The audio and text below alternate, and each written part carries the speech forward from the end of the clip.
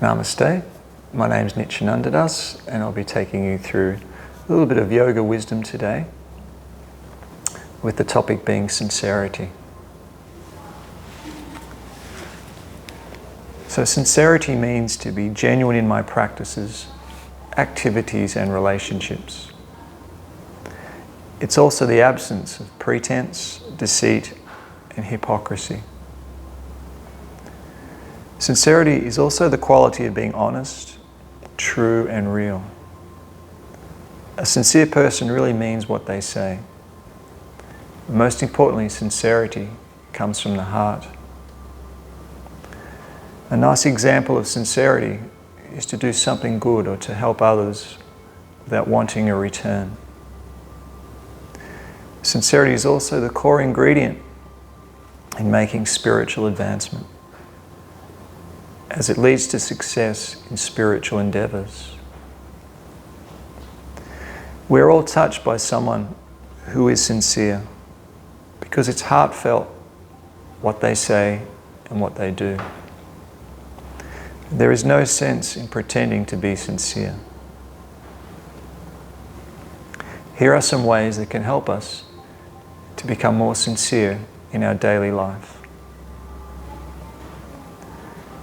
Taking responsibility for my actions. We can't be considered sincere if we're always making excuses for what we do. It takes a little bit of humility to recognize my shortcomings. But true relationships are built from honesty and forgiveness. Acting the same way when you're alone as when you're in the presence of others. If you're trying hard to be what others would like you to be, you'll be simply wasting a lot of time and projecting something that isn't really you. It's also a lot of hard work for a very poor result.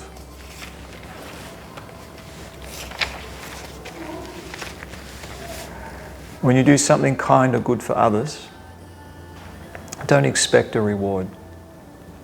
Giving is an act of concern for others and a sincere interest in them. It's nice to give and to help others, as it is a condition that comes from the soul. A sincere person always looks for the good in others and sees the bigger picture in all situations.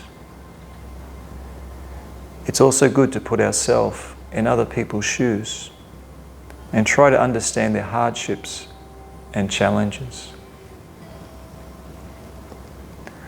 Saying only the truth. It's always important to say what is correct and not to lie. Of course, this is good moral practice. But there may be exceptions where we should refrain from saying something, but not lying, if it's going to cause some distress or pain to others. If a person is reacting to something you have said or done, stay non-confrontational and be calm. Be humble in our dealings with others, particularly if they may be acting irrationally or emotionally. Material neediness or dependence destroys sincerity because we always focus on protecting the things we have and want instead of focusing on others within the community. By opening our hearts to others and our community, sincerity becomes second nature.